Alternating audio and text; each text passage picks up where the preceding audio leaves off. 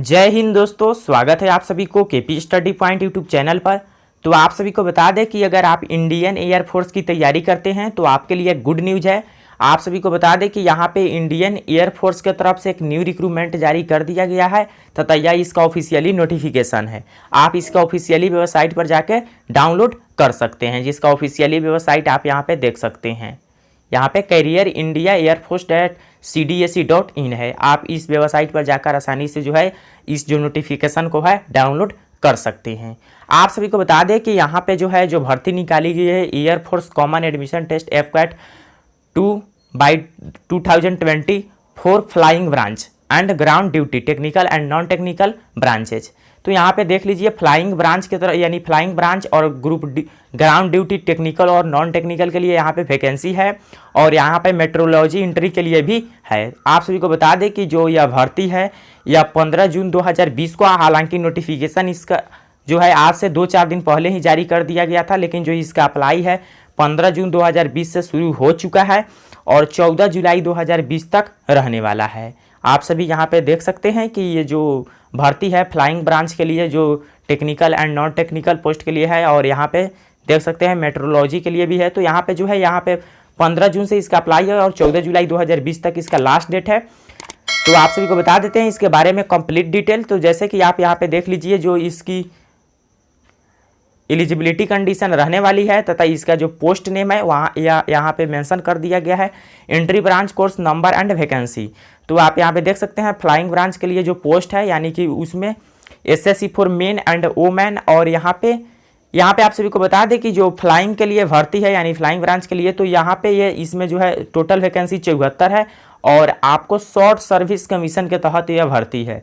Short service commission क्या होता है कि इसमें आपको जो है परमानेंट आपका जॉब नहीं होता है, यहाँ पे आपका 10 साल तो जॉब होता है और उसके अलावा 4 साल और होता है, यानी टोटल जो बात करें तो इसमें जो आपकी जॉब होगी यानी कि जॉब आपका 14 साल के लिए होगा। अगर आप इसे क्वालिफाई करते हैं तो 14 साल के लिए इस पोस्ट में आपका भर्ती होगा, यानी शॉर्ट सर्विस कमीशन के तहत ये फ्लाइंग ब्रांच के लिए वैकेंसी है। वहीं ग्राउंड ड्यूटी टेक्निकल की बात करें तो देखिए ये जो है आपको परमानेंट जॉब है और यहाँ पे आप सभी पोस्ट देख सकते हैं। ये यानी कि इसमें टोटल पोस्ट जो है 256 बताया गया है।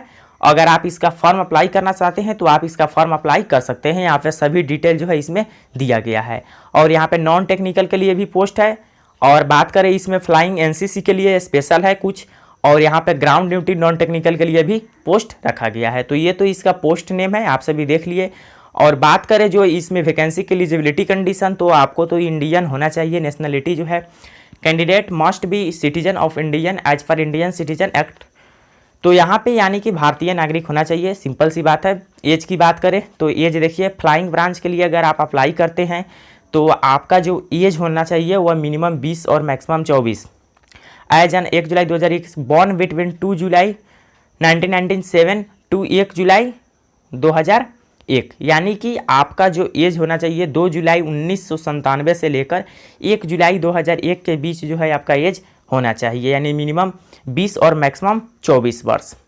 और यहाँ पे आप सभी देख सकते हैं कुछ upper age limit for candidate holding valid and current commercial pilot license. अगर जिनके पास करेंट कमर्शियल पायलट लाइसेंस का जो डिग्री होता है यानी वो है, तो उनको जो है यहाँ पे रिलैक्सन दिया जाएगा एज में, यानी 26 वर्ष तक उसका मैक्सिमम रहेगा 2 जुलाई 1995 से 1 जुलाई 2001 के बीच, अगर आपके पास करेंट कमर्शियल पायलट लाइसेंस है तो। नहीं तो अगर आप सिंपल है तो आपका जो है 20 से 24 रहेगा। वहीं बात करें ग्राउंड ड्यूटी की technical and non technical branch के लिए, तो इसमें 20 से 26 वर्ष आपका रहने वाला है और यहाँ पे 2 जुलाई 1995 से लेकर 1 जुलाई 2001 के बीच आपका डेट ऑफ बर्थ होना चाहिए, तब जाकर आप इस फॉर्म को अप्लाई कर सकते हैं। तो यहाँ पे जो है आपका 20 से 26 वर्ष है मैक्सिमम। आप सभी को बता दें कि जो ये वैकेंसी है हाई लेवल की है, यानी कि हाई लेवल की जो भर्ती होती है एयरफोर्स में वह वैकेंसी यह है। और ये इस भर्ती में जो है 12th और ग्रेजुएशन जो स्टूडेंट पास कर चुके हैं उनके लिए भर्ती है।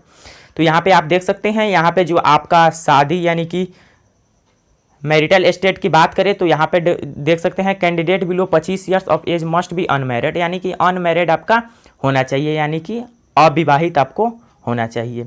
और यहाँ पे बात कर ले जो आपकी फ्लाइंग ब्रांच की एजुकेशनल क्वालिफिकेशन की, तो देखिए ये जो है 10+2 तो आपसे मांगा गया है कि 50% आपका जो है 10+2 होना चाहिए फिजिक्स और मैथ सब्जेक्ट के अनुसार, यानी कि आपका जो साइंस से अगर आप 12th की हैं तो उसमें फिजिक्स और मैथ सब्जेक्ट अनिवार्य है।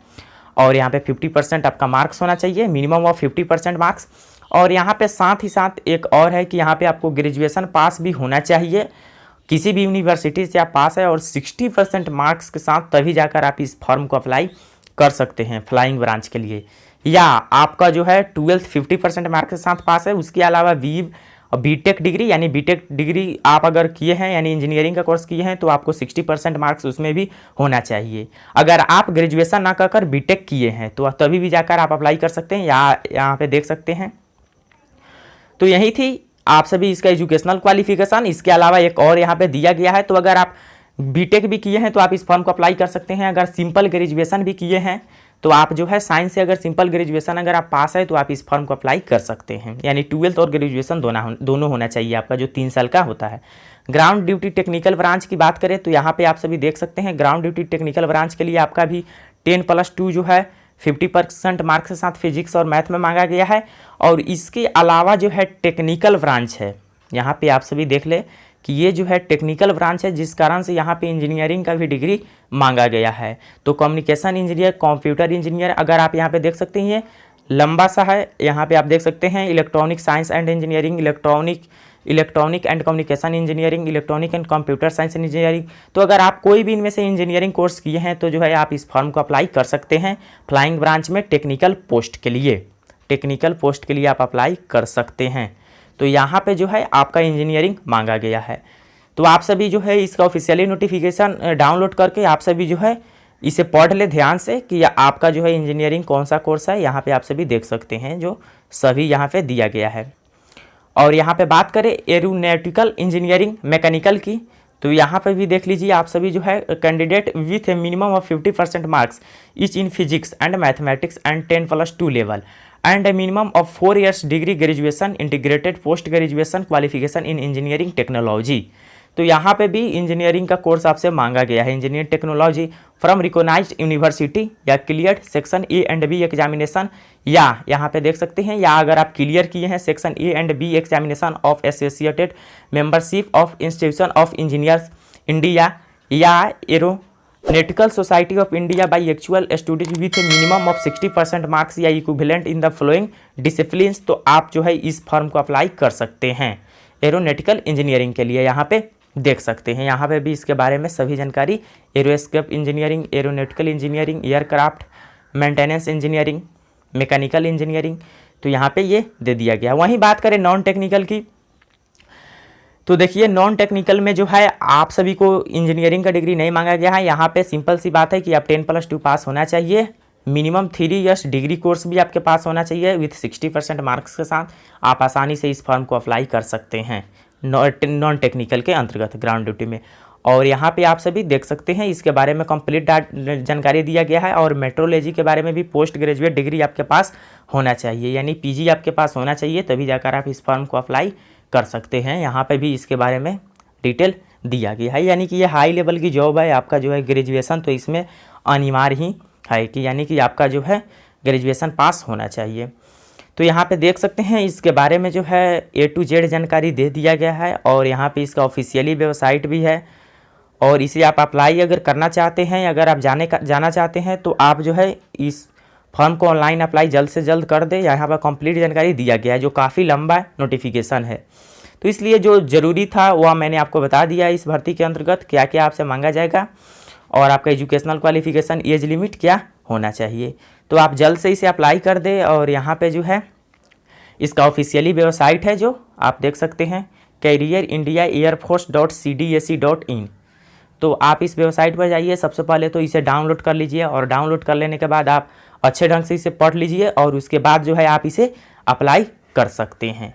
तो ये काफ़ी अच्छा भर्ती है, और इसमें सभी प्रकार के पोस्ट भी है, और यहाँ पे जो है एज लिमिट भी इसमें काफ़ी ज़्यादा दिया गया है। तो दोस्तों यही थी आज की वीडियो। आई होप आपको इससे संबंधित किसी भी प्रकार की जानकारी चाहिए तो आप नीचे कमेंट बॉक्स में हमें जरूर बताइए, आपको सभी प्रकार का जानकारी मिलेगा तथा इसका रिप्लाई भी दिया जाएगा। अगर आपको यह नोटिफिकेशन डाउनलोड करने नहीं आता है तो आप नीचे कमेंट बॉक्स में हमसे जरूर पूछ सकते हैं। तो आई होप आपको वीडियो पसंद आया हो तो वीडियो को लाइक, चैनल को सब्सक्राइब, दोस्तों के साथ शेयर जरूर करें। फिर मिलेंगे नेक्स्ट वीडियो में, तब तक के लिए जय हिंद, वंदे मातरम।